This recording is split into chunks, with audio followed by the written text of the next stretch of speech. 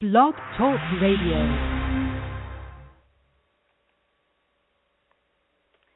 Hello, hello, hello, hello. Greetings, everyone, and welcome to the Goddess Suite. Welcome to Talk About It Tuesdays with Arlene Kahet. She's talking about tapping into your higher self. This is Holistic Gals, and yes, this is Mystic Feather. hello, I hope Mystic everybody. Hey, how you doing? Great. Good. Well, I can't wait to get into this show tonight with Sister Arlene. We haven't had her on the show in a while, and we're just blessed to have her grace us with her presence and her gifts, and I'm sure it's going to be an awesome show. Yes, I know it is.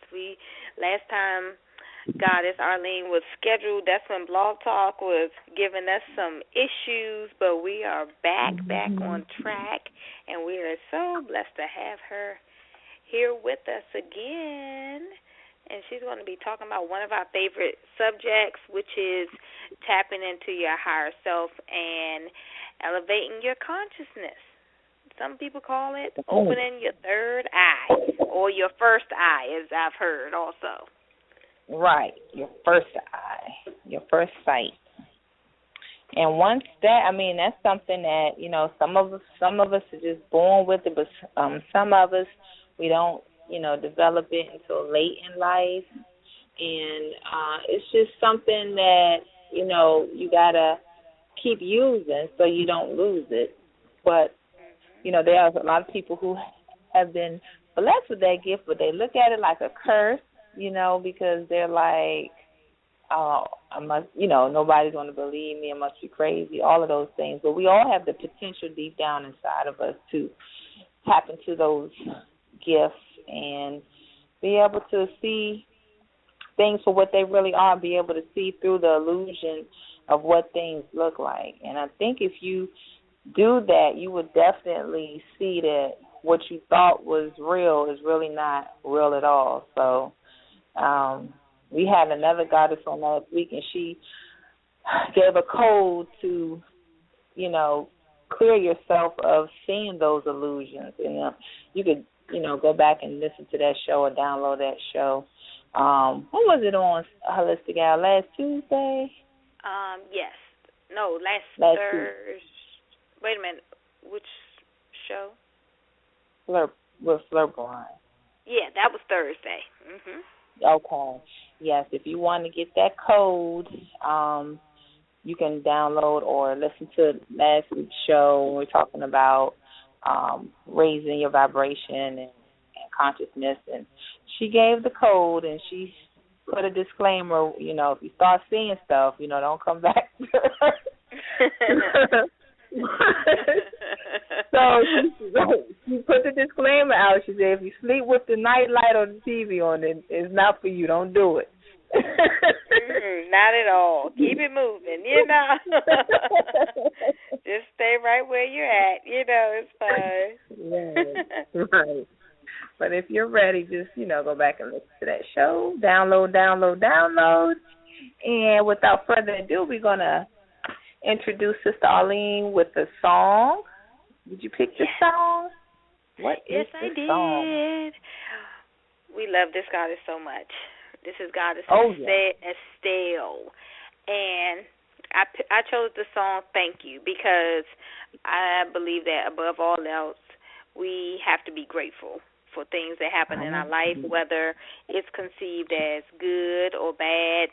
No, you need to just say thank you for the situation, and you work through it. Just work through it, no matter how bad it is. And usually when the situation is over with, you look back on it, you're like, why was I tripping over that? That was stupid, So we just have to be grateful for everything, every incident that comes our way. So here's Estelle. Thank you. Right.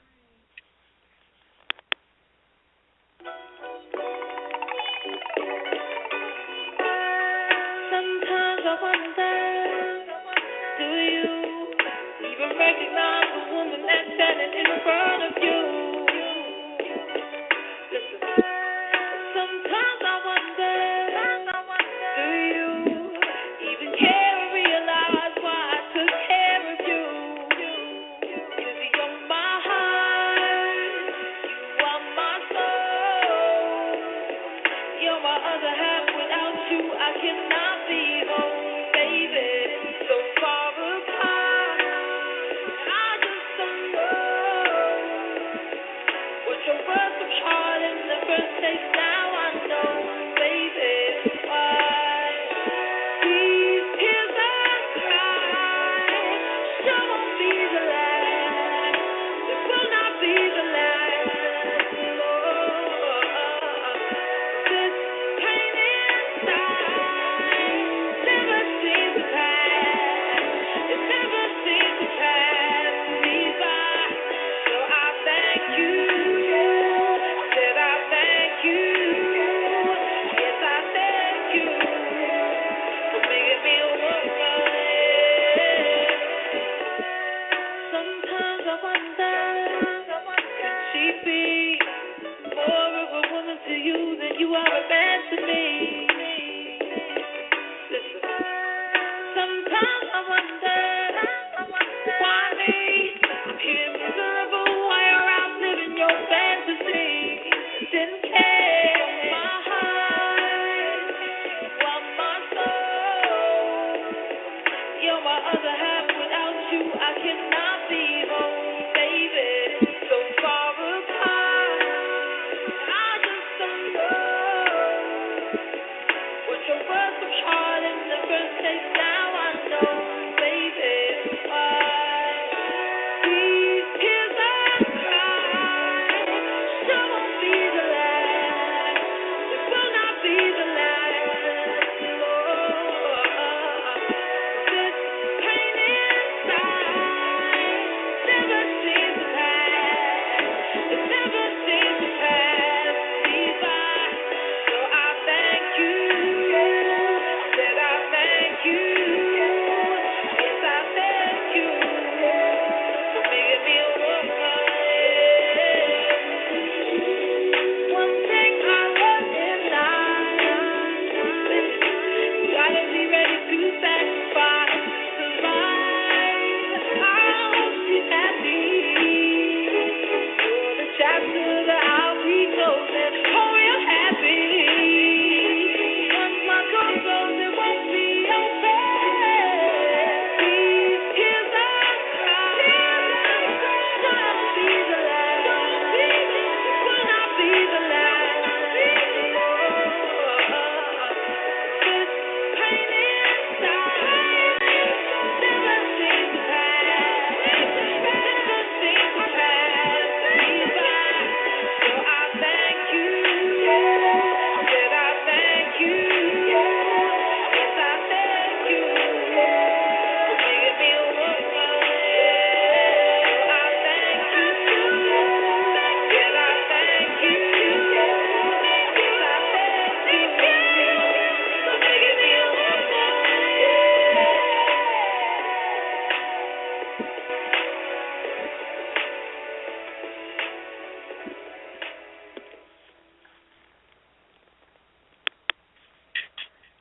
All right. Thank you, thank you, thank you. That's a beautiful Thank song. you. So beautiful. Absolutely. Absolutely. Absolutely. And what a great song to introduce our sister friend, Goddess Arlene. Is she on the line? Yes, I'm on the line. Hello, good evening, goddesses. It's so lovely to be here again. I know. Thank you, I'm Arlene. so excited to have you again. We did. It's a long time coming. Yes, it certainly has been. It certainly has been. Beautiful, beautiful. So what's been going on your journey recently? Oh, I am in, I guess you could say, a transitional state right now. I'm Okay. going to be. I'm in the process of gearing up for a move, and also my family, like my financial dynamics are on the cusp of like changing really drastically, and Okay. I don't want to get too much into it, and I think I'll save that for the next time I'm on, because like when you're in the middle of it, you're having, you're going through your, I want to go and end the story and come back to you Okay. ladies and say this is what happened. But yeah, Okay. I'm in a cusp type of place right now. Okay, great, great. Mhm. Well, we all know that we're the authors of our lives, so we know that whatever it is, it's going to turn out beautiful in your Beautifully. face. Yes, Mhm. yes. Absolutely. Absolutely. All Blessings. right. Well, Miss Arlene, let's get into talking about our higher self. For the people who are listening who might not understand or know what the higher self is, could you explain that? The your higher self is the place where you receive messages from, from source. And it comes down, you may have like you I think everybody can relate to this, but when you have those moments of like absolute clarity and insight into any given situation or into your life, that is in fact your higher self speaking to you. There are things that you can do in order to have a more constant communication with it, but that is what the higher self is. It's that place where you are helped to be put into alignment what source has in store for you. Okay. Okay. Now, a lot of people who are like in different types of religious practices, are they in communication with their higher self and they just don't realize it? All of us are. All of us are. Okay. And yes, they probably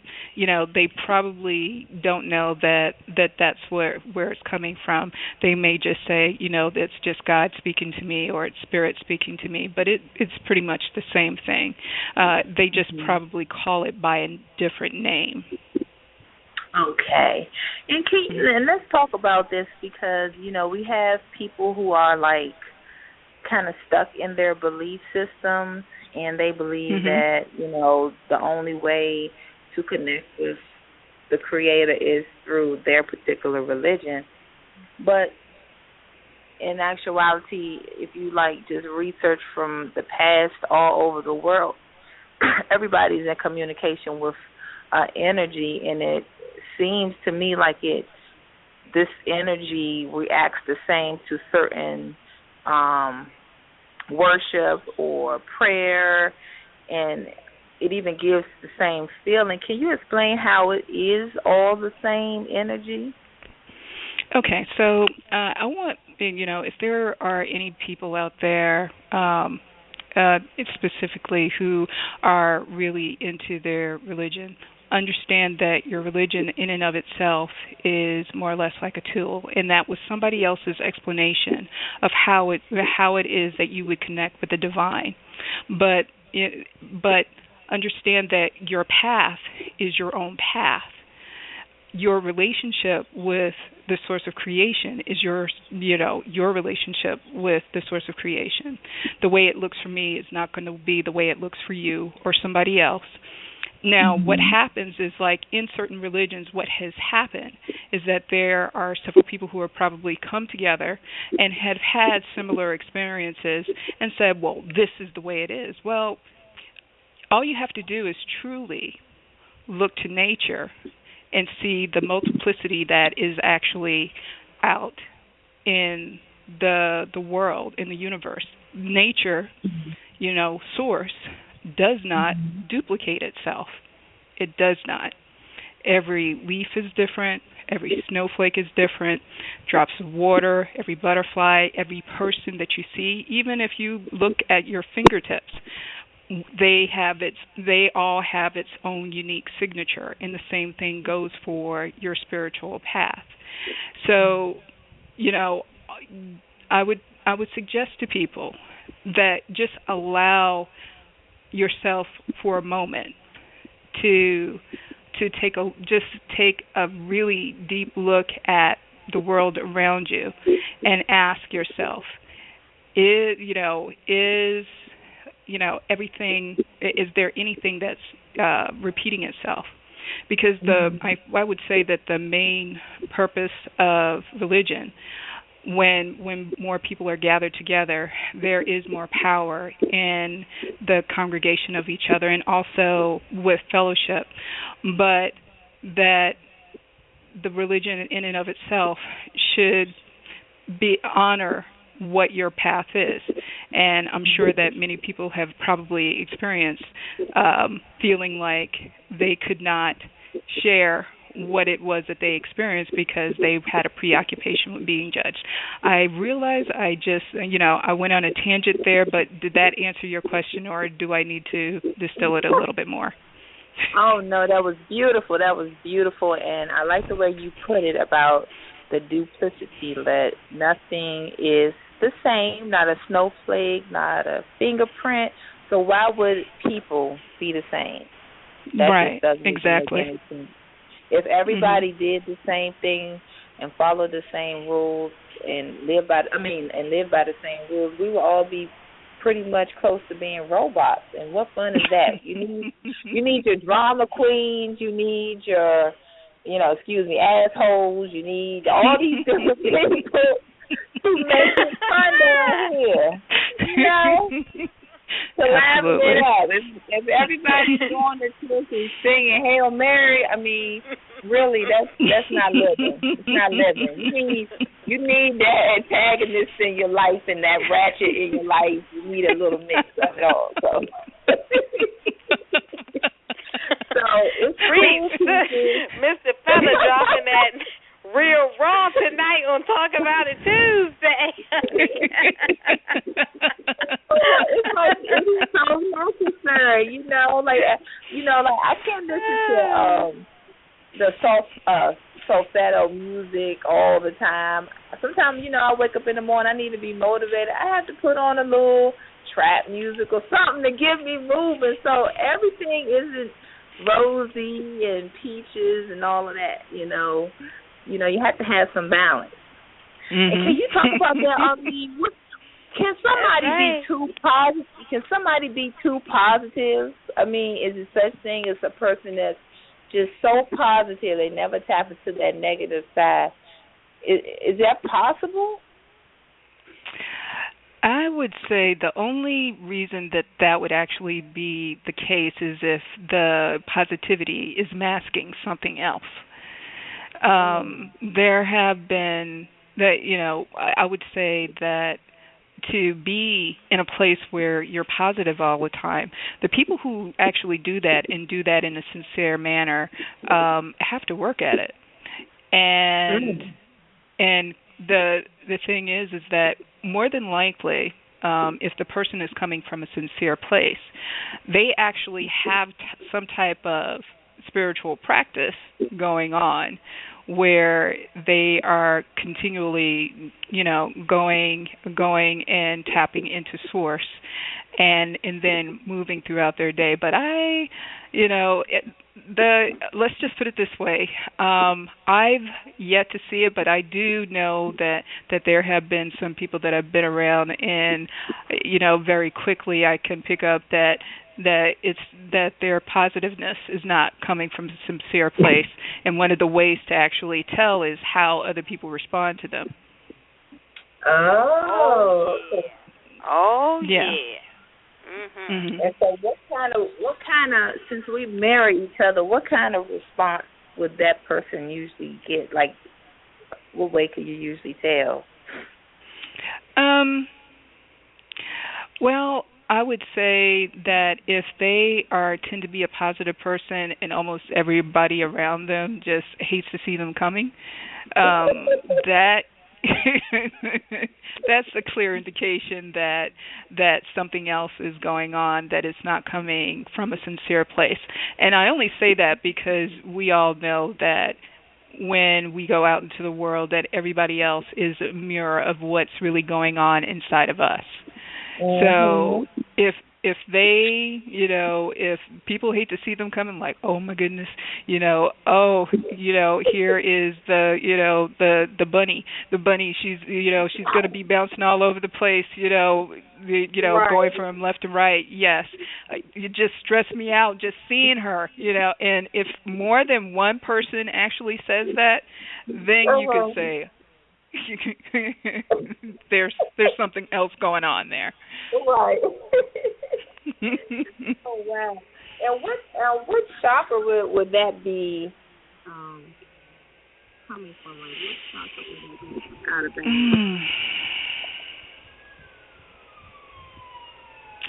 that? I would say that would mainly be the heart, mainly because if that joy was truly coming from a positive place, that is where we love from, how we express ourselves to the world, especially on a vibrational level, that would be where the issue is. And another thing to kind of look at in that particular area is, are they having, heart issues in and of themselves if it's manifested to a place where it's actually appearing on a physical level. Okay. Mm-hmm. Right, and speaking of that,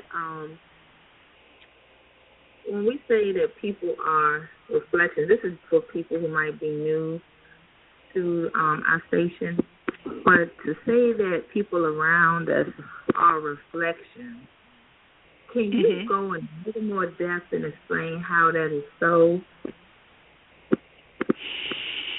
Okay.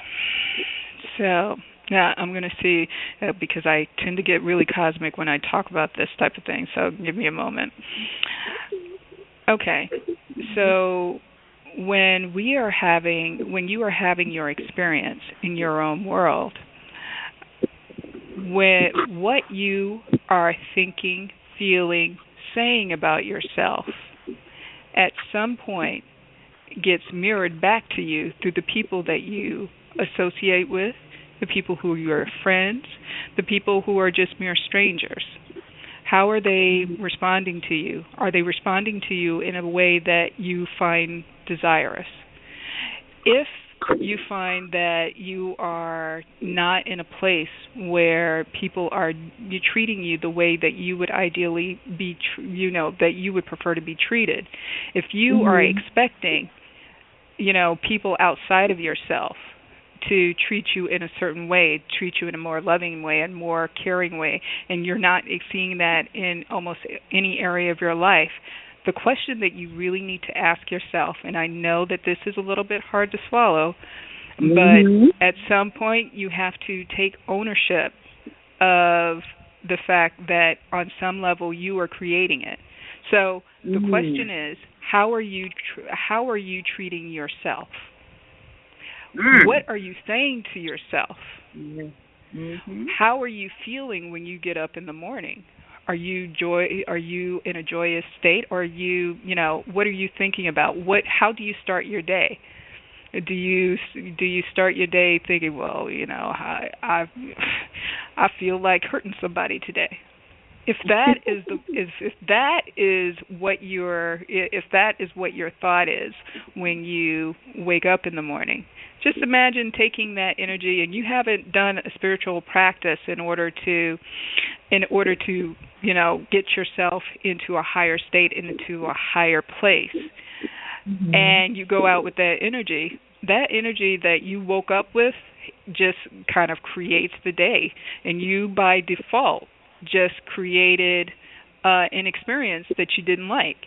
you may end up having an argument with somebody that you know, and you're just wondering to yourself and scratching your head like, how did I let that happen? Or if you just allow yourself to just get caught up in the moment and you say, well, that person, you know, that person made me mad. No, you just allowed yourself to get angry in that particular moment because, you know, because that was what was kind of going on inside of you. They were just provided you with the perfect opportunity to see that you are out of alignment at that moment. Mm-hmm. So that's kind of likened to what maybe like a Christian person would call a test or a trial, being tested. Well, yeah, you can look at it. You can look at it that way. I suppose one of the things that I would suggest to a person is to put it to the test with creating a different experience for yourself. And there are several different tools that can be used. Or when I say tools, I'm talking about spiritual tools that can be used to raise your vibration and get you into a better feeling place. And it's best to do it like almost as soon as you get up, because that is the place where you're in the alpha state and you can alter up your vibration, and as you set the tone for your day, you just put it to this test. Like I recall one time, and this wasn't like at the beginning of the day, but I was working at McDonald's, and I had an hour ride to get to the place. And I would always say, please God, let me just have just enough energy to do this job. Let me have just enough energy to do this job. Now, mind you, I have to tell you that McDonald's was the most physically demanding job I've ever had. But and what would happen? And I was working like the evening to the night shift. And what would happen is I would get home and I would only have enough energy to take off my shoes, and I would fall straight into bed. No washing, no nothing, nothing. And then I was just that dog tired. So what happened was I was like, you know what? Let me change this up. Wow. And I came up with a prayer. I says, God, let me have more than enough energy to get through this day and get home, get washed, get changed up, and then go rest. Right. And I kid you not. And the thing is this was like a chant before I would go into work. I would say this is a bit of a chant. And when that day. Not only did I get home, but I was able to take off my clothes, my shoes, and get into wash up. And now I wasn't really into watching TV, that late at night, but I got the opportunity to, get in my PJs and go to sleep. And I was like, I see that, I was creating that for myself, and it just, and doing it in the chant, I'm telling you, it does work. It does work for positive or, the not so pleasant experience. Right. And the reason I wanted you to talk on that is because, a lot of times, and we're all guilty of doing this, it might be a coworker or a friend or enemy, and we're always like, oh, I can't stand when they do this, or I can't stand when they do that. They get on my nerves. So I wanted you to touch on that, and so people can look at it and perceive it from another perspective, other than, oh, that person is the one that's always wrong, and go within and find out, okay, why is this person doing these things, instead of just having the person to blame, So what is like the first step of someone realizing? Well, just the actual acknowledgement that,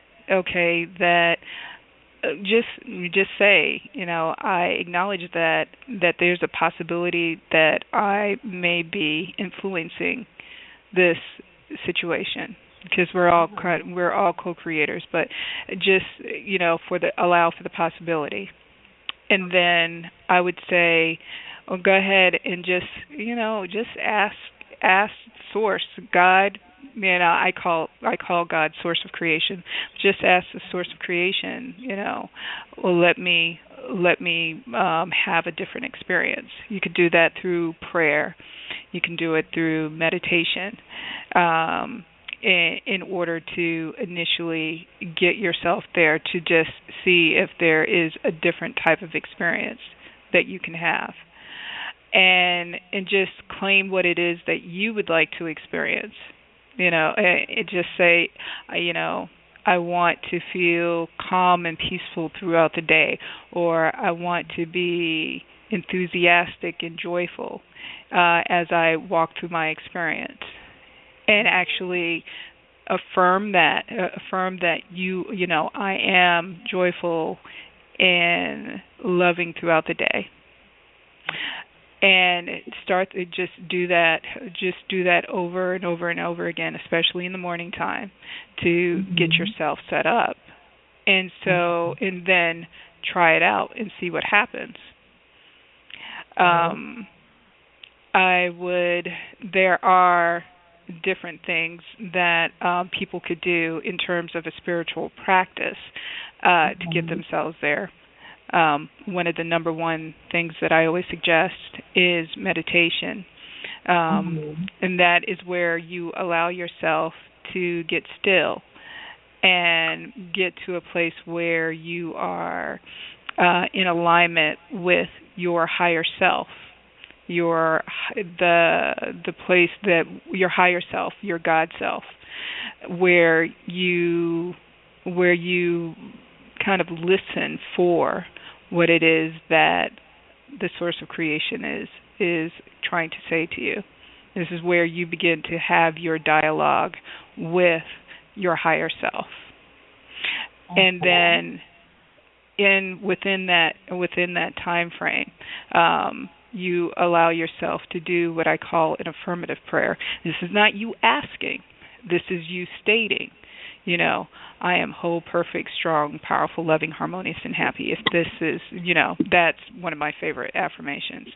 And just saying, as I go through my day, I am whole, perfect, strong, powerful, loving, harmonious, and happy. And to give that a try. Now, one of the things that I will tell people, if you're not a person who's into sitting still and meditating, just going for a relaxing walk. You don't have to actually sit still. If there's recently I've really been getting into chanting a little bit more, and I find that especially that sort of repetitive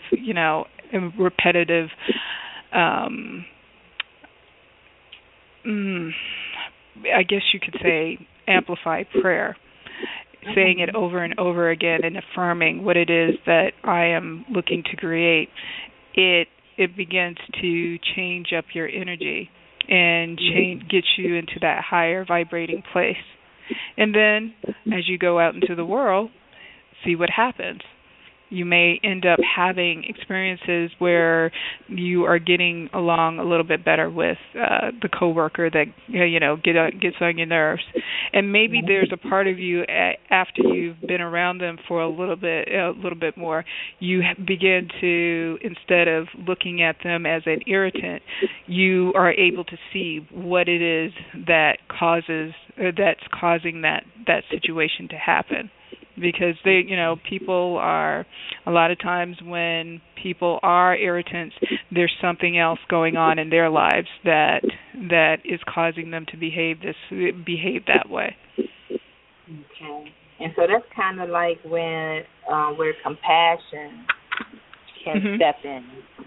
That's absolutely, especially when you get into that practice, you get into a place of where you're observing more. You're able to observe more. You are more compassionate. You are able to see past the facade of what's going on. Can't tell you how many times I've actually seen it, but it comes when you begin to get into that spiritual practice. It comes up more immediately, like, oh, this person has a need to be the boss. Well, okay. Well, I'll go ahead and let I have no problem with her being the boss. I'll let her be the boss. Right. Because I think that's good, because once you acknowledge that, then it kind of, even though you might seem as you are being not the servant, but kind of like taking the back seat. In actuality, it's more like you're empowering yourself, because you're not allowing the situation to dictate. Yeah. Yes. To dictate how you go throughout your day. Absolutely. Right. Because as soon as that person gets you, pretty much you gave your power away. Pretty much back in their hands again. So great. So there's so many things going on right now, Arlene, and I mean, I don't know where to begin, but I just wanted your input on some of the things going on. The date of what is it, September 23rd or September 28th? Is something supposed to be going on? Some say apocalypse. I don't know if you heard of CERN. Have you heard of CERN? I've heard of several. No, not that in particular, but okay. I've heard like several different things that people have talked about. Where I've heard that we're going to be facing some type of economic strife. I've heard, that I don't buy into the whole idea of apocalypse. The thing is I've seen too many people's journeys further beyond, this coming date. So it's not going to be that. I will say that on a collective level, especially over here in the U.S., there is going to be a great deal of changes, that changes in terms of how people are going to be operating in the world. But I would say that perhaps the 28th is the start of that. I've heard some people say that that the aliens are going to be making an appearance and letting us know that that they're for real. My feeling is that they've always been here. They some are here to assist.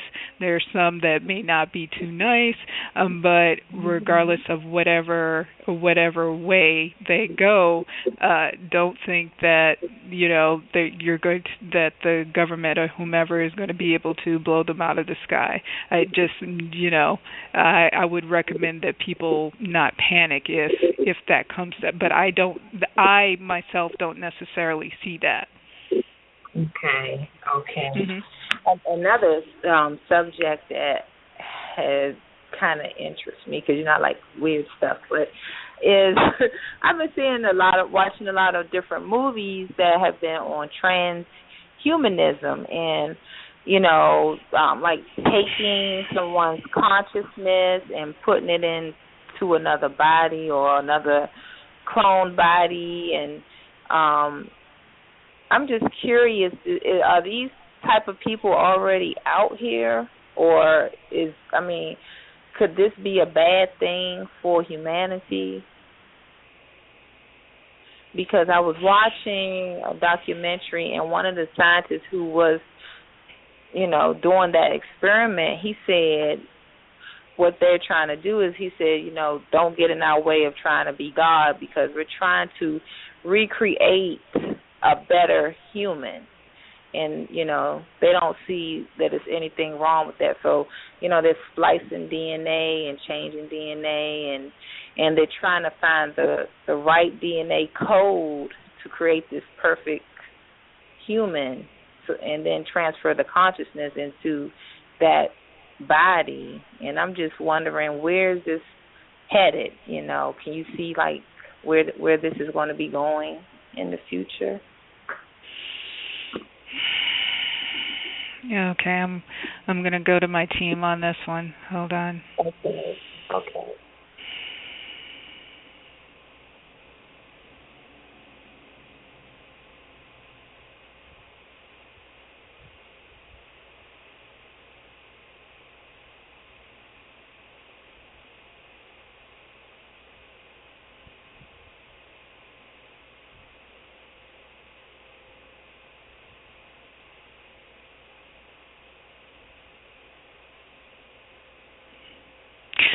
Okay.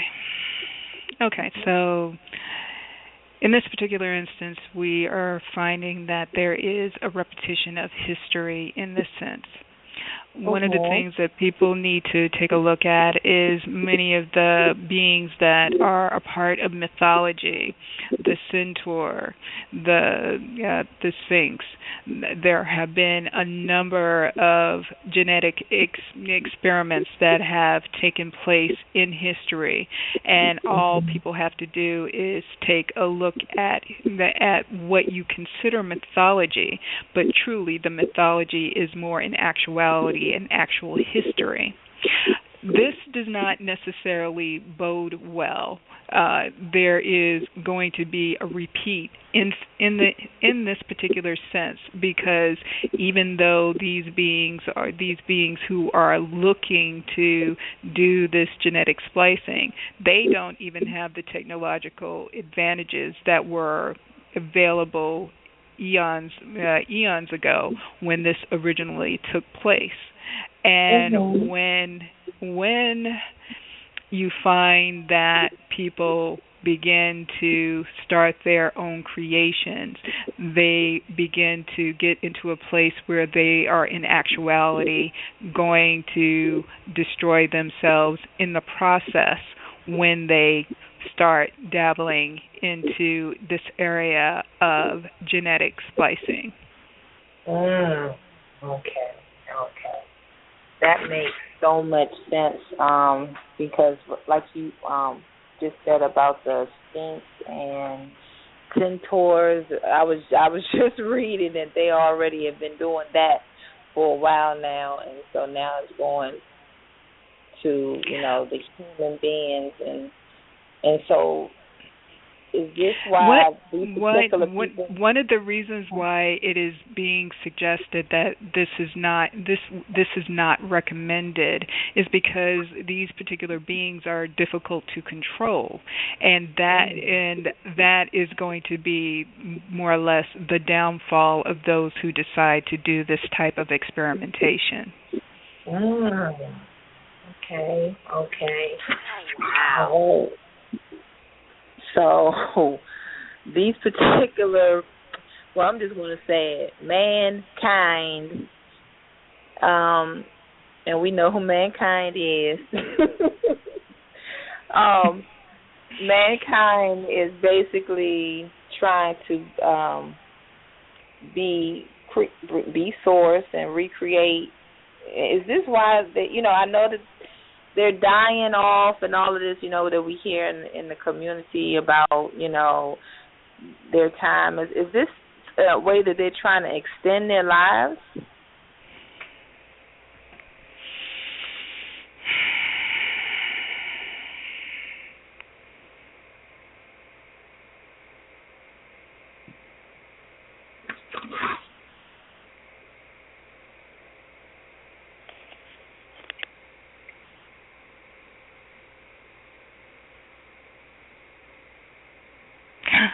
On the whole, it is more arrogance instead of scientific research in order to extend the human being's life. They are thinking that they're able to do it better than Source. Yep. That's that's exactly what the man said. Mhm. Oh, that's exactly what he said too. So, oh wow, I mean, you're something. Um, yeah, and I don't know why I brought this up, but I just think that people need to kind of be aware of what's going on as far as things like that, because there are a lot of beings walking around, and you might think that they are human, and then you come to find out that they're really not, all there. So, I just wanted Arlene to kind of touch on what's going on in that particular world, because it is going on. I mean, do you Mhm. think our people will be affected by this in a negative way?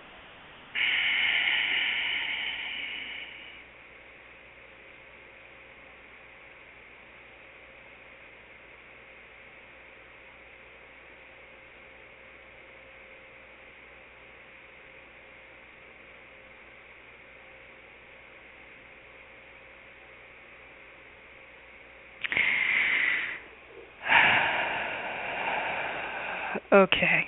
So, one of the things that is being indicated is that, especially for those who are living around what you would call medical facilities, where they are offering, they're offering monies for you to be an experiment.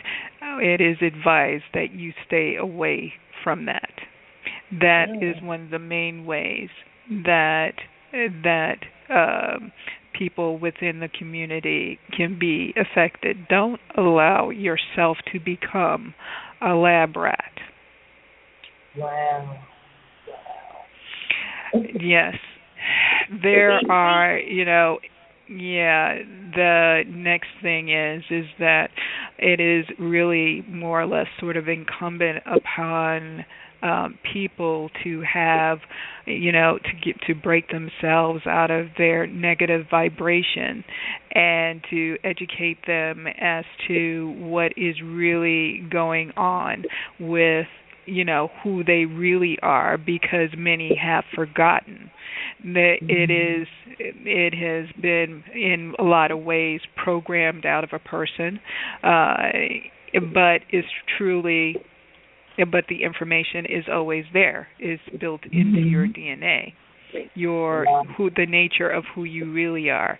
It is time for you to get into a place where you can start connecting with your divine self. You are not human beings. You are. You are the essence of compassion. You are the original people. Start acting like it, and start Mhm. being in that place of knowing it. And Wow. stop being a victim. There's no need for you to be a victim. Everything that you see taking place here, especially here in the US, where there is re-emergence of the rampantness of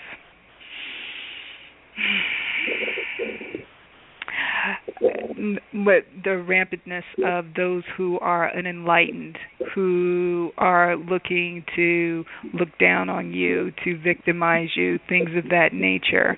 Understand that your true purpose here is to hold the vibration so that they can rise up to a higher level. And it does not serve you to do things that keep you from that allow you to be disconnected from source. Wow. And what can people do who might have been on that negative plane?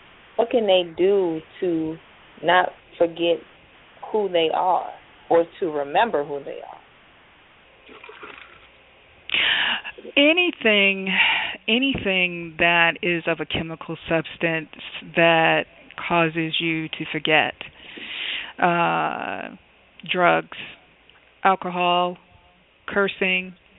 These are all factors in creating negative detritus. What happens, because there are many discarnate entities that are walking the planet, if you have these particular vices, they begin to attach to you and begin to drag you down. And you begin to wonder, why is it that I can't seem to get out of the muck that I'm in? Well, those particular vices actually cause you to attract other like energies that feed off of that particular type of vice and keeps you in that place of being stuck. So, being able to go ahead and allow yourself just on the physical level to become detoxed from those type of vices would be step one for those people who are in that particular place. Actually being able to step out and understand and commune with nature. And because understand that nature truly is the source of creation's temple. And go ahead, Arlene. There are spiritual practices that people can get into. It is often that it is suggested by myself that a person gets into meditation if they can, or if prayer, they can do that, or it may have to be something a little bit more proactive, but that in it of itself, there is the ability to use sound to remove entities from yourself. These are just some of the very basic things that people can do. Okay. And what would you say to someone who might not have any bad vices, but they still are like in a negative state?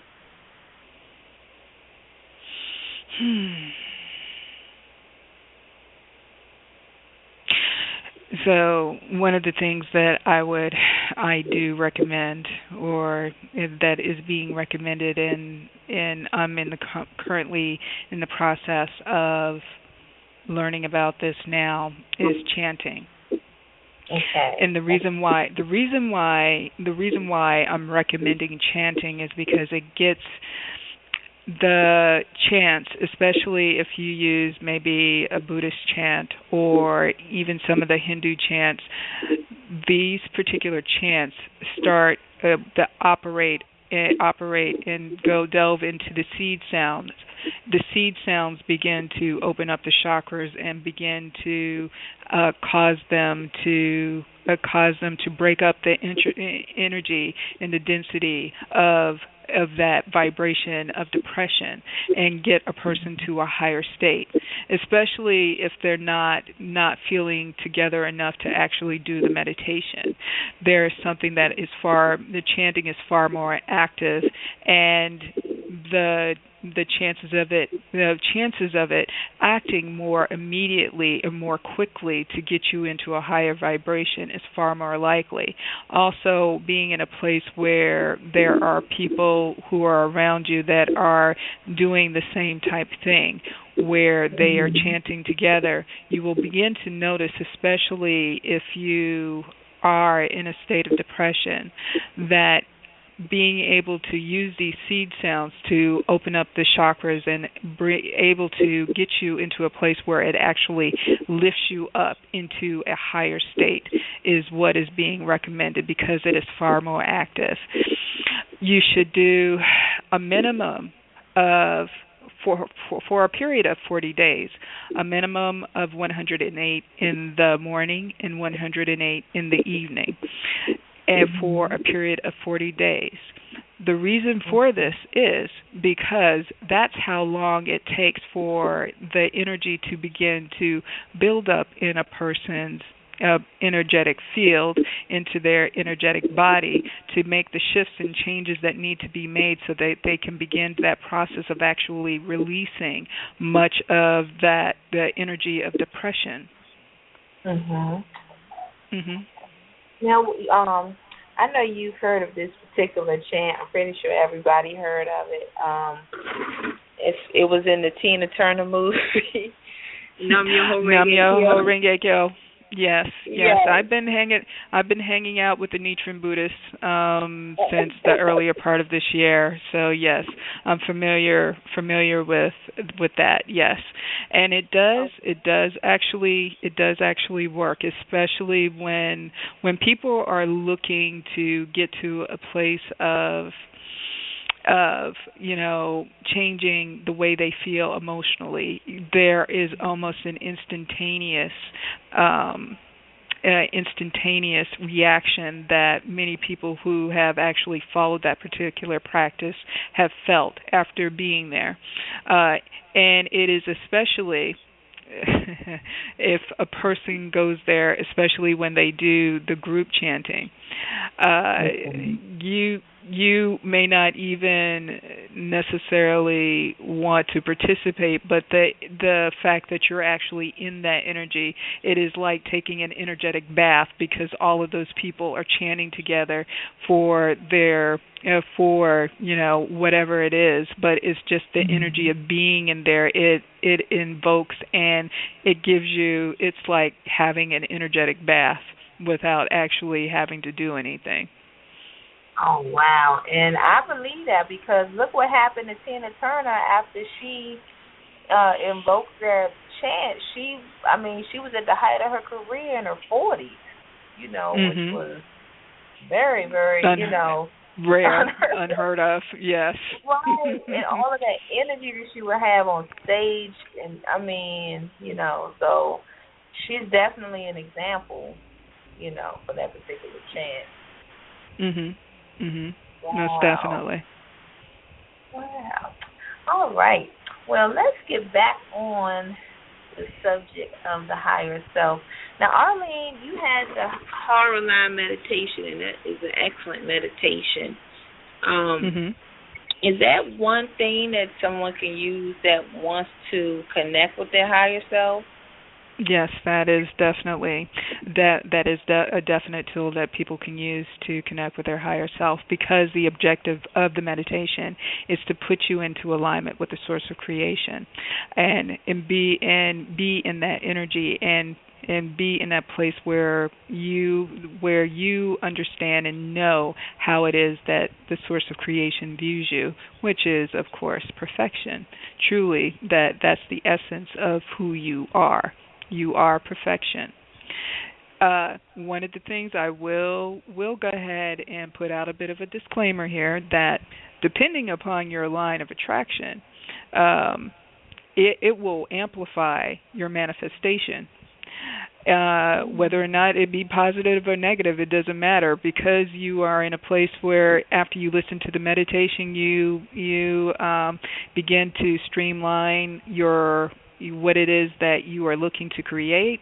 It will be amplified many times over. I can't tell you how many times I've had to counsel people into getting to a place where they can create what it is that they want to create, because they didn't realize that that they were creating from a negative space. And when they discovered that they were creating from a negative space, how did you get them to shift their thinking? Oftentimes, what I will do is I will, their spiritual team will provide me with a spiritual prescription as to what it is that would necessarily work for them. It's more of a less like an individual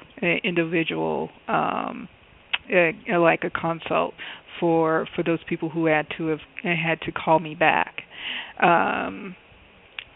Like, say, for instance, there was one young lady that was, her perception of the world. And the thing is that you really, can't tell people what it is that they're projecting because they don't completely accept it. Okay. So, yeah, like right off, they're a lot of times they're not even aware that they're even doing it. They're just saying, things just seem to have gotten worse. And so what I would do is I would give them spiritual tools like, okay, so in the morning when you're listening to the meditation, what I want you to do is I want you to get into a heart space where you are what type of, and you begin to ask yourself, what type of experience do you want to have with this individual person? What is it that you want to experience when you are out in the world? Instead of this, and I generally do it from that particular place where I'm like, okay, so mentally visualize that. Maybe you would do a vision board of how you would like to have an experience with this particular person, and just go through those people individually. And then go with a personal mantra that I always attract loving and joyful people into my experience, and I radiate that love and joy myself. It's so like for each person, because sometimes people are not ready to hear you're creating. You are the creator. Right. You have to just you are the creator. On an intellectual level they understand it, but they haven't stepped into that full knowing of that. So it's individual on an individual basis that I will actually speak with them and give them the tools that would get them to get over that hump. Okay. Now, while you were talking, a question popped in my mind. Are our thoughts our own? All of the thoughts that we think, are they all our own, or does sometimes the outside force influence our mind? Sometimes there is an outside force that influences your mind. Especially sometimes with the negative thoughts.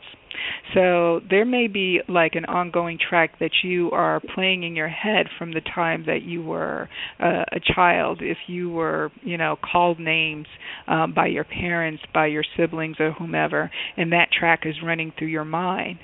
What begins to happen after a prolonged period of time, when you have a thought and it's continually present, it begins to crystallize in the energetic body. And what it will do is it will attract more beings that more, you will attract more of those type beings that would have that particular type of thought about you or a given situation. So there are some, like I said, I'm particularly fond of chants right now.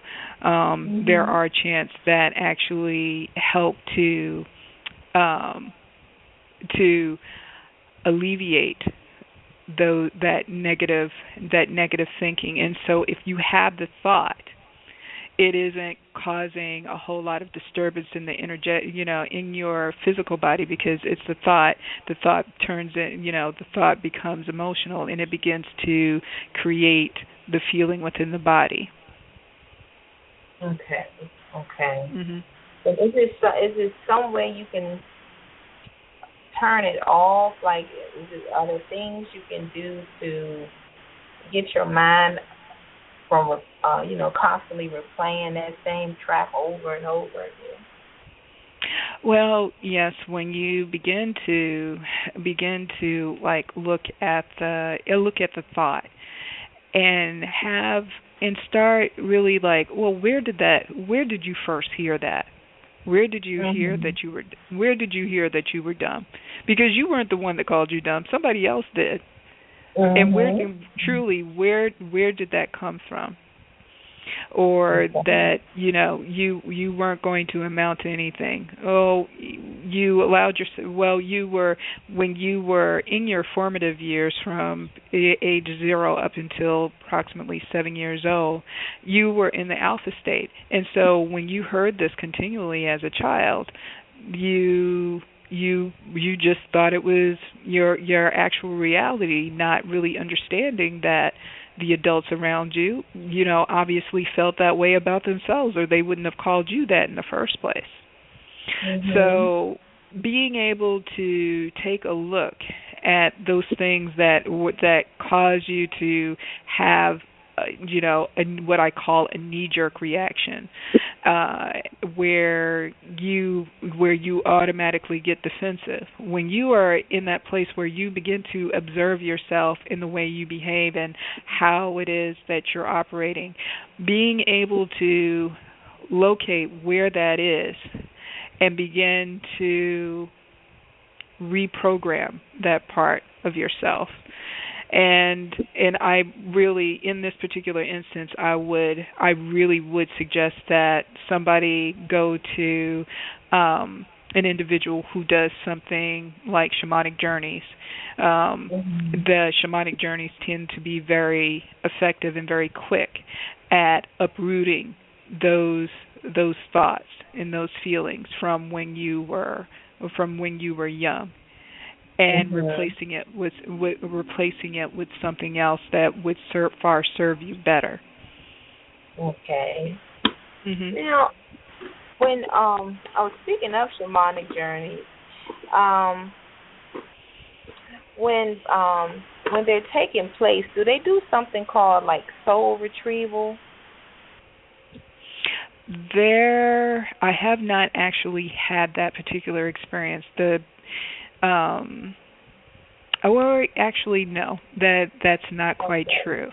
Okay. It happened. I think it happened only. It happened once with the shaman that I was following at the time, and what he did was he took us back to a place where we experienced some type of trauma, and where whenever we have that particular thought or particular feeling, we had that experience. And when you have what I call your knee-jerk reaction to a certain experience, there's a part of you that's still living in the past. So what he did was he took us from that place. Took us from that place where we had experienced our trauma and brought us into the present, where you're no longer experiencing that particular trauma, and then taking you through a forgiveness process that would allow for that to no longer, that particular part of you to have a particular hold on you. There's like one other, I haven't actually experienced it, but I've been told that, and please, people, do not get upset with me for saying this, but Dianetics by L. Ron Hubbard, when you go to an auditor, that they are very effective at taking a person through whatever their past experiences are, and causing that part of you to ease up and no longer have control over you. And people begin to function better when they have actually had their auditing.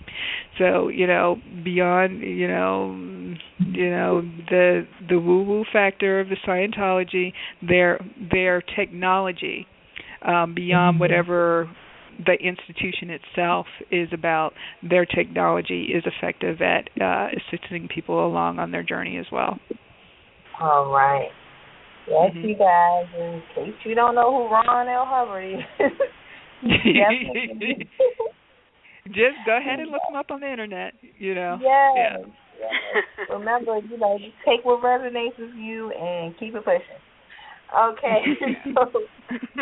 So how important, Arlene, are the ancestors? Now, we hear a lot of talk about the ancestors and, we're supposed to create altars to them. Can you go into a little bit about the reasoning behind that? Okay, so not all of our ancestors go into what you would call a higher world or their next life. Some of them do remain earthbound. And what begins to happen is that when you do not give honor to your ancestors, when you do not feed them, when you don't provide like spiritual money, what begins to happen is that they begin to feed off of you. Have you ever been in an experience where you've noticed people that they just can never seem to get forward? There's always something that befalls them. Or is there a particular pattern or trait that exists within the family? It's almost like a curse. And you're just sort of scratching your head and like, why is it that everybody in that family seems to go to jail? Or why is it that, why is it that in that family, the men tend to be philanderers? Or why is it that in that family, they are in such a state of poverty that every time something is around them, they seem to break up stuff. Right. And the reason for this is because what you would call the hungry ghost is actually feeding off of those individuals within the family, because they have not gotten to that place where they actually move on to a next life, and they themselves are experiencing some type of strife or some type of debt in their experience. And so when you begin to make offerings like food offerings as well as spirit money offerings, these are the tools that help them. And what you begin to notice is that when you begin to make that a practice, then they begin to ease up on you, and they begin to assist you with finding a job that probably pays way more than you ever imagined, or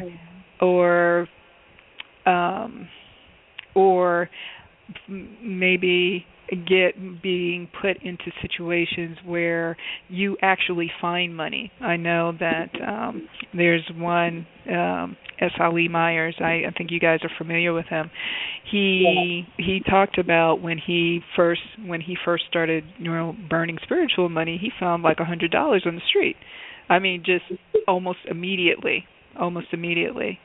So, or say, for instance, if you know that you had a family member that was a drinker, and you put that up on the altar, just providing those things that those individuals liked in life. If you provide it on the altar, that desire to actually feed off of you and be a part of, an aid in your vice, they actually have a place where they can feed off of, because everything is energy, and they're needing that particular energy in order to conduct themselves in their own experience that they're having after being in the physical. Okay. Now, what about the ones that will say this, the people that might say this? I don't need to worship no ancestors.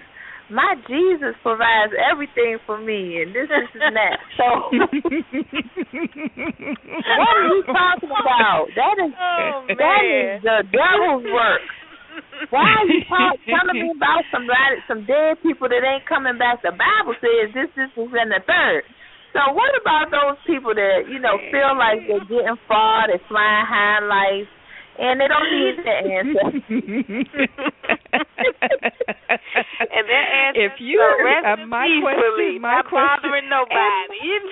And my response to that is, if you're actually listening to this show, and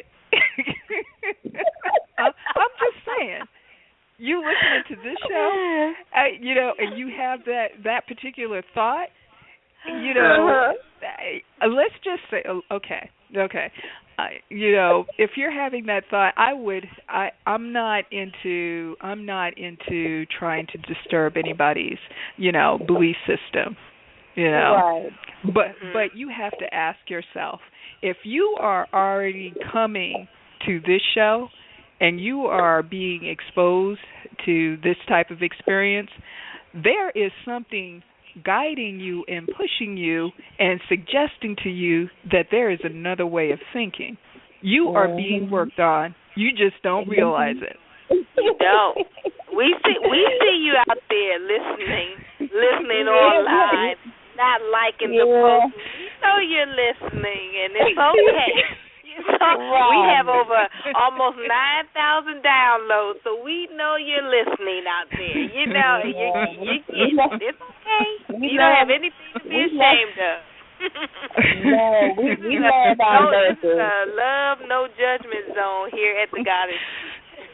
Every troll that comes around, we love all you trolls. Yay! Hey, that's my feeling. If you're trolling, why are I am really. This is my mindset. Why are you going to be listening to something that disturbs you? That just doesn't make any sense. It really doesn't. Oh man, those are those poor bitter souls that want everyone else to be miserable, want to have something else to talk about other than what's going on in their life, dear one. Hey, I'm telling you, my personal feeling is you're being worked on. You're being worked on. You keep doing what you're doing. Something's gonna, so you're gonna end up having an experience. Something's gonna happen. Some type of health issue, and maybe I need to try that one day. Maybe I need to try that now. Yes. Yes. It'll be calling. I mean, hey, I will say from my personal experience, I will not say that I've always been a rather open-minded about the spiritual path. I've been questioning things for a long time. But what begins to happen, especially with people who are on a spiritual path, especially if you don't have this initially from the beginning, there is a shift or a change. It could be a health issue. For a lot of people, it tends to be that. It's a health issue that causes them to operate differently. For me, it started with a health issue, but I ended up having a Job type of experience. Everything that I had feared came upon me, and I realize now that in order to do what it is that I'm doing now, to become more authentically me, I had to go through that experience of having everything that I ever thought about, stripped away from me in order to, be a part of the journey. So, you trolls out there, you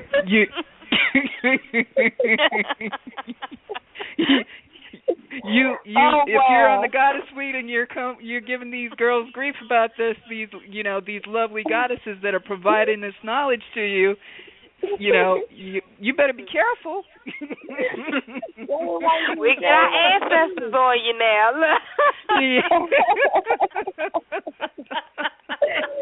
Oh man. Oh wow. We're connected too,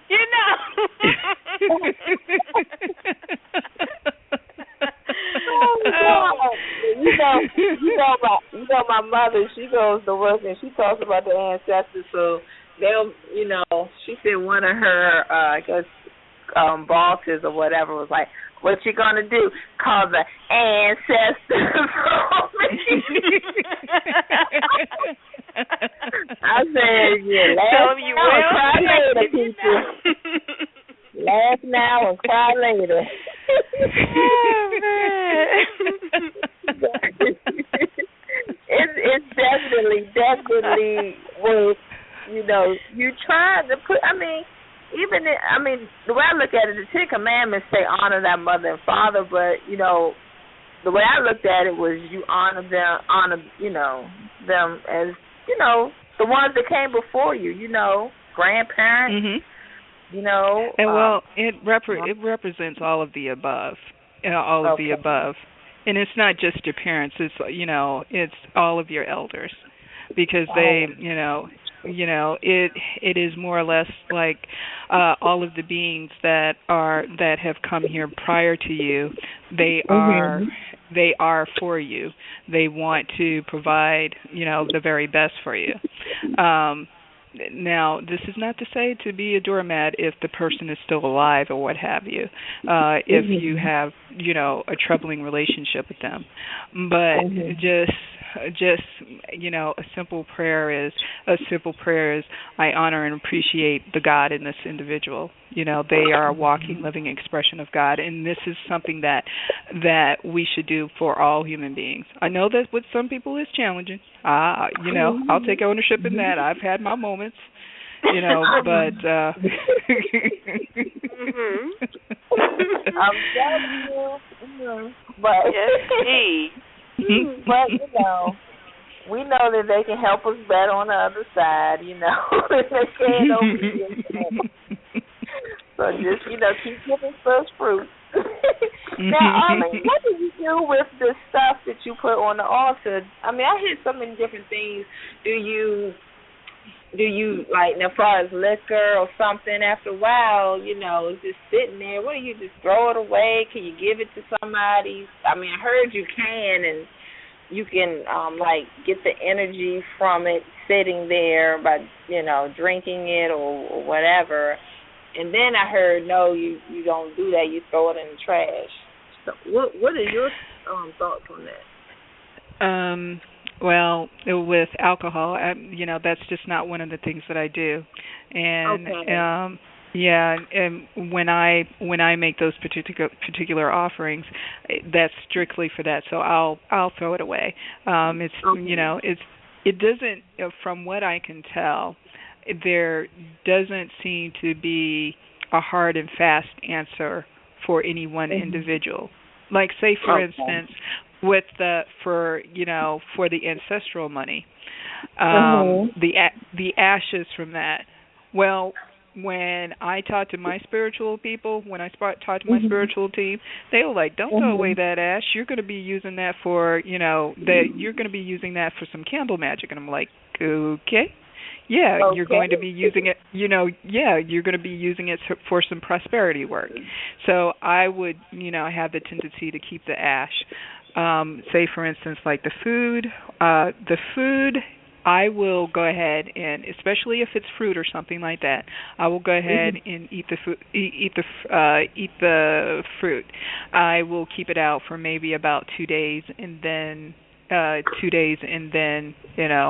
cycle it out as I do my grocery shopping and things of that nature. If I have a plate, I try a plate of food, or I will go ahead and put that on the table, and at the end of the day, I will, if it's one of those things that will spoil, and I would have concerns about it, I have no problem with putting that in the trash.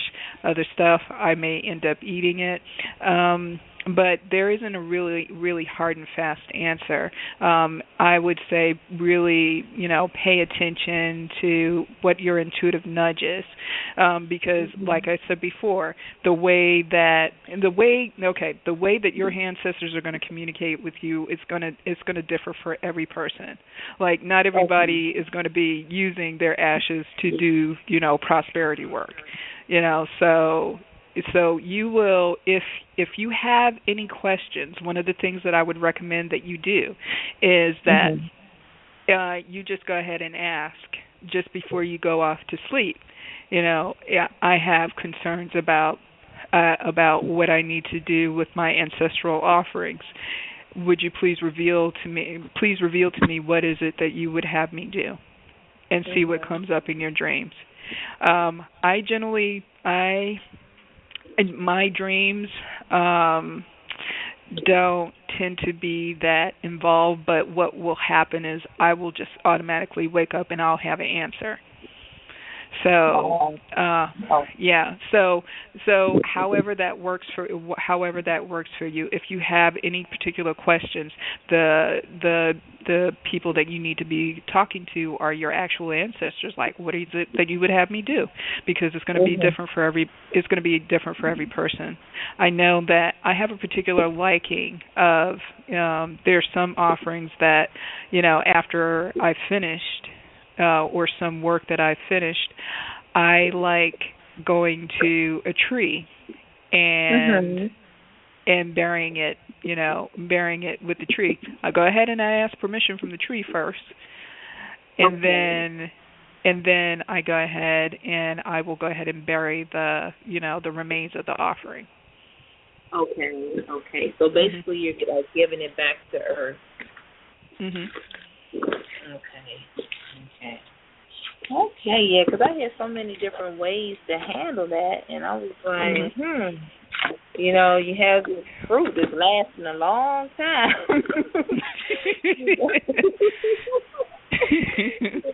Can I eat this? So that's my question. And why is it that the fruit or what you put up there is preserved for so long? That's because that just lets you know that your requests are being noticed and being honored, and so that's the reason why, because it is being offered to the spirit world, or if you're working with any particular ascended masters, that's the reason why they last so long. Just think of it as more of an confirmation that whatever it is that you are doing has the approval of those that you're petitioning. Okay. Because I was wondering, I put my grandmother loved Pepsi. I put one up for a few days, and when I took it down, I opened it. It was flat. I don't drink soda, but I opened it and I tasted it. It was like flat. So did she absorb that Pepsi really, really quickly or something? was December 30th, 2015. I'm like, this soda should get it flat. But I have dreams of her 3-4 times a week, since I've really been actively putting stuff up there for her and stuff. So it does work, people. It really does. Yes, work. It does. Really. All right. And I want to just let people know how good Arlene is, and also Tavon. Haven't heard from him in a while. Have you talked to him, Arlene? Not since he moved down to Atlanta. Oh, okay. Yeah. That was another very gifted brother. He you and him told me some stuff a while ago, and it definitely happened the way you said it. It happened with the temporary jobs. I was getting temporary jobs all this summer, working temp here at a school, then I was working temp at another school, so now I'm at this other school working with pre-K. So I'm just trying to figure out why, the thing with working with kids, and is this long term? Because I got other things I'm trying to do. I don't know how much longer I can take these pre-Ks. I love the kids and all. Okay. All right. So just so that I have clarity myself, you're wondering when you're going to find a more permanent position, and okay, because we're doing. I was doing the readings and things like that, but I haven't done them in a while. But me and Holistic Gal have been getting, offers to do other things, in the spiritual arena. But I'm just trying to figure out, because, am I going to? Well, I know I'm gonna still end up going more with what I want to do spiritually, because that's what's going to make me the happiest. But I'm just trying to figure out the children, like, what is the purpose in me having to work with them right at this point in time? Because even when I did a reading on myself, I kept getting this card, guiding children. When I was trying to make the decision about should I, take this job, and the guiding children card came out, 3 different readings. So I'm like, what is this? Is this to teach me something? One moment. Yeah, they started chatting after you. Okay, one moment. Mhm.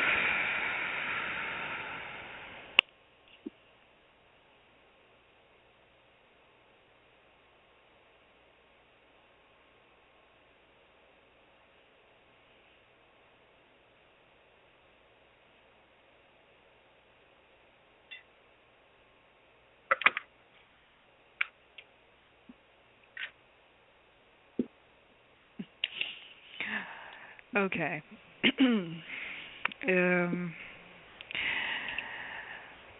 Whew. Okay, so for a moment, without necessarily getting married to Mr. Von Trapp.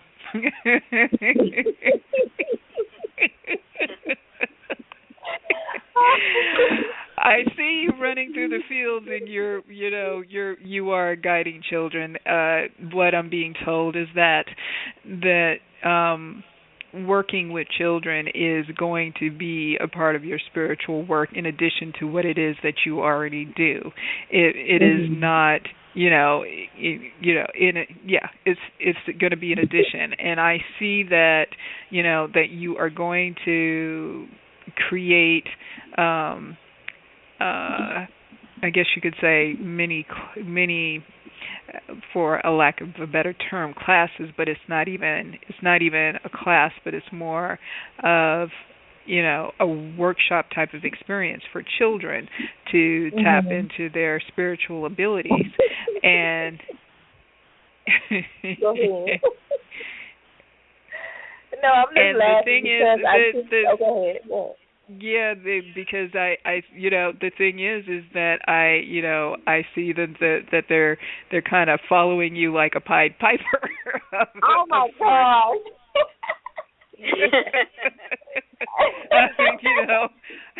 I can't believe that they're showing me the scene of like the Sound of Music, and where Maria's guiding the children through the field. Yeah, that is what I see. Oh God. And that's how it is, like at the school, like they follow me all around the school. I'm like, wait, but no, like really, no, I don't do that. But but I'm just like, why am I here sometimes, but I have so much, compassion for them, but I just thought it was so weird how it, kept getting pushed this way, because every other door of things that I wanted to do kept getting closed, but this, and I'm just like, okay, how long do I have to keep doing this? But it doesn't really feel like work. You're gonna keep doing it until you create your own program, so that the kids can, be around you, and you have more control over the setting. That's the quick answer, and I see that you would be putting on something probably maybe once or twice a month, where your children are going to have the opportunity to be around you. You're also going to start attracting children who have this, they are coming into this world with their natural gifting, and they're going to be attracted to you because the parents are not quite sure of what to do, with the children and how to guide them along, and you will be that person that will be that particular bridge, so that they can have somebody who already has their spiritual gifting open, and to guide these young people through, because they are the next level. They're needing that type of guidance in order to do the things that they are needing to do in bringing in this world into a higher vibration than is already out there. Yeah, and I know you were so important about this because every day I sit there and I'm like in my head daydreaming. I'm like, if I was a teacher, I have aromatherapy, some scented candles burning, we'll be doing yoga and meditation. I mean, in my head, I'm thinking how this could be enhanced, Mm-hmm. But, because, and the reason why I asked about the children was because you know Jamila Shabazz. Mhm. Mhm. Okay. Well, she's going to be my mentor, and so I was wondering, do you see that going off, like, doing that type of work with her? And, that's why I kind of got confused with the kids and stuff because, I'm, going to be working with her as I'm trying to get things together, but, Okay, so understand that your work with her is not going to exclude what it is that you do with the children. It is just you adding on more.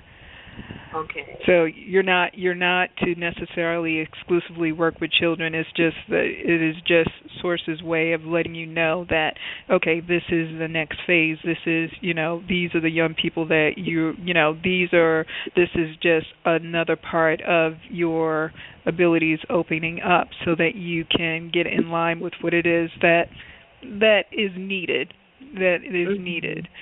So that it's just think of it as a wake-up call, like, okay, yeah, you're going to continue doing this teaching until you formulate your own classes. Come on, just think of it in those particular terms. Okay. Mhm. Okay. Makes sense. It makes sense. Okay. All right.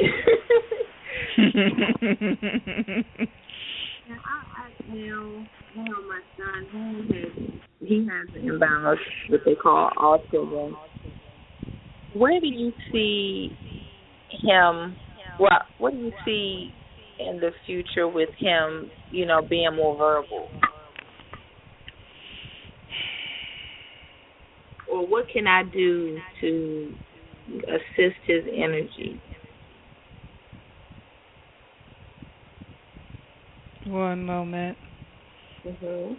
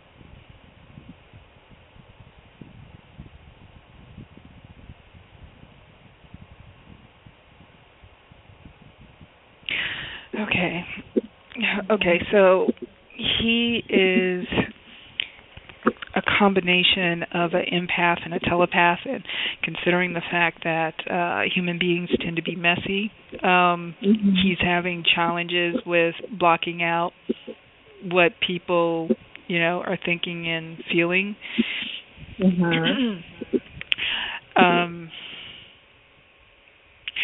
I can't think of the name of the teacher, but there are people you need to start investigating and looking into people who specifically work with autistic children on a holistic level.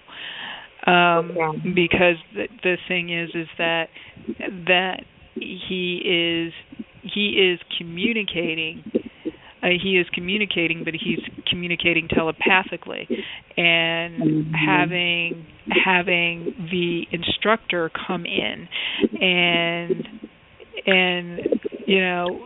the instructor that you're going to meet up with, she's going to have the ability to, how can I put it, get really down, get to the level that they're on, and begin to,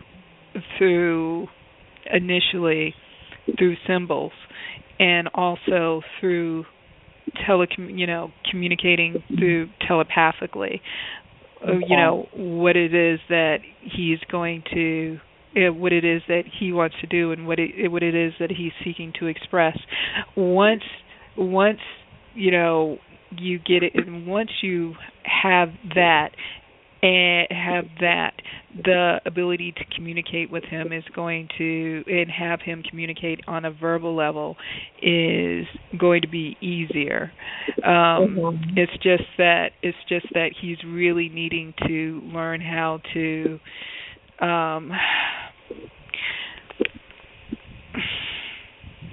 create more of an energetic field that is able to deal with the way human beings, the negativity that's generally like out in the world. Does that make any sense? Yes, and me and him, we do the telepathic communication more often now. Like, when I first tried to do it with him, I was like thinking in my head for him to pick up the remote, and I didn't think it was going to work, but he picked up the remote by me just thinking. So he's like always a step ahead mentally, like when I'm trying to put things in his drink, vitamins and things. He already knows before he comes in the room it's in there. He knows the glass he knows the glass of juice that doesn't have any vitamins in it without even picking it up. So when you say that he's empathic and a telepath, I really know that it's really strong. And with the schools that he's been in, I agree he needs someone more dedicated, holistically. And it's funny you were saying it, because today I was trying to find someone in the parents book that is more, like a teacher that he could get like a guide assistant, or to assist me. I've been trying to find that medium to help us, because I know with his communication that he can talk. He has so much in his mind that accumulated over the years, but him expressing it is, is sometimey, But around, when he was born, he was dead for 12 minutes. And so, but, he was in the NICU for a long time and everything. But when he, I'll say, got like around 3 years old, he regressed a lot. Like he knew his numbers, ABCs, all this up until like 2.5, and it's like he just went into a shell, and it's kind of been like that ever since. His personality kind of just went.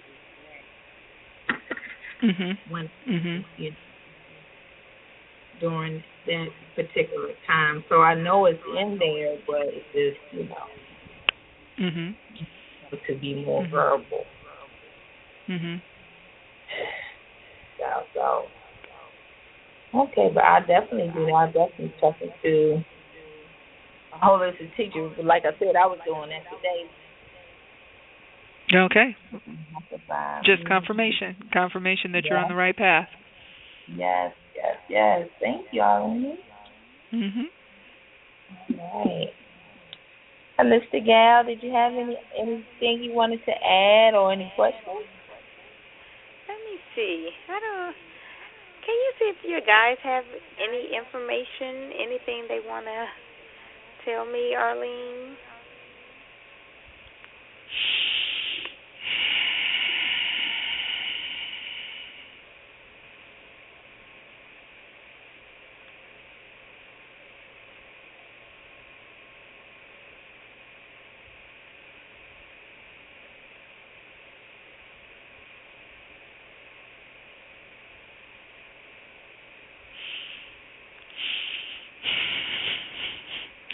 I'm sorry. I'm sorry. Okay. Mhm.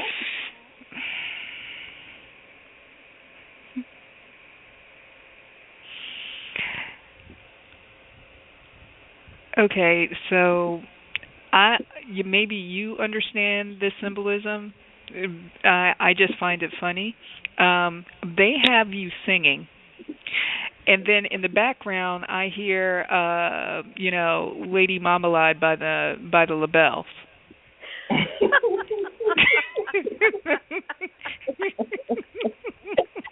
What does that mean? Unless you got running a brothel over I mean,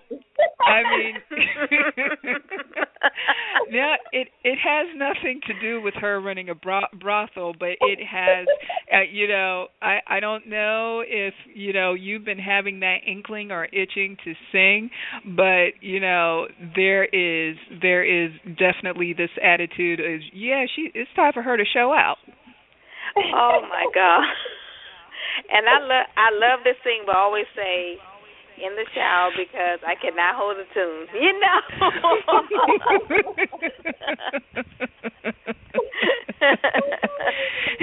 Oh, might be time to be a boss chick, maybe.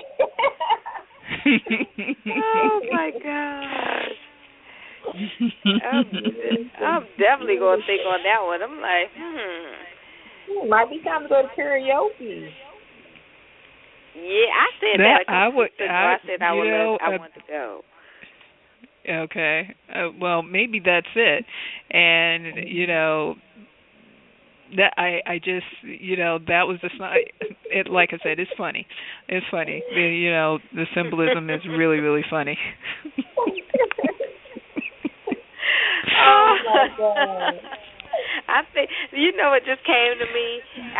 It just came to me that I guess it's some ladies I've been working with, and they need to really put in work. It's time for them to really push forward with their businesses and stuff. And I wonder if that's kind of a little bit of symbolism, like not pimping them, but just kind of like get out there, go, Mhm. That is funny because I can see her singing that too. Say it's time to crack. It's time to crack the whip. Oh my God. Yeah, I can definitely see it. Maybe symbolizing boss lady mode. Getting your business on. Yeah, that could be it too. Oh wow. Well, before we go, we want you to let our listeners know how they can get in touch with you, and also talk about your meditation or anything new that you're working on that they could possibly purchase. Yes.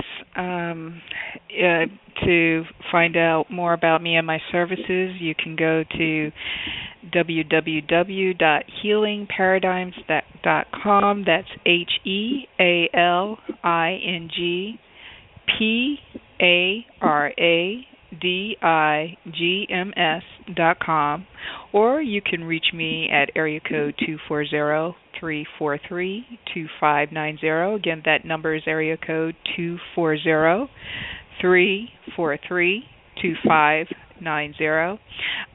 I do have 2 radio shows that are coming up. Both of them are going to be on the Family Healing Circle on the second Thursday, and I'm not in competition with you guys, so but starting it's all on Thursday. On Thursday, starting at 7:00, it will be me and Reverend Harvey, and we will be talking about are your relationships, or is the relationship that you're wanting with an individual truly honoring you? Especially if you're in that state of unrequited love. Is that really what you want for yourself? And we're going to delve in deep into, what you can do to move yourself past those particular issues if you're having it. And on October, I believe it is 30th. Let me just double check here. Yes. October 3rd. No. It's October 29th. I'm going to have on Healing Paradigm still on the Family Healing Circle. That's www.blogtalkradio.com, the Family Healing Circle. And I am going to have on S. Ali Myers, and the show is called The Next Level of Spirituality with on Healing Paradigms, and he is going to be talking about ancestral altars and how they can assist you on your walk here on this third dimensional plane that you're experiencing. So I'm really, really looking forward to that. Very, very, gifted brother.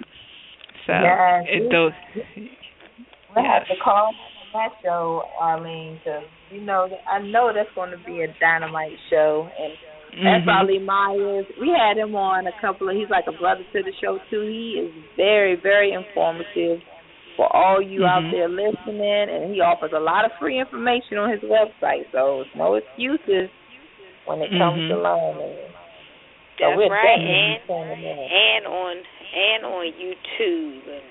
Blessings to you and your new endeavor. We're so excited. Yes, we love it when our goddesses are just doing it and pursuing their passion and taking it to the next level, because that's what it's about. And it takes, it takes a team while we're here. We help each other. We push each other up. No crabs here.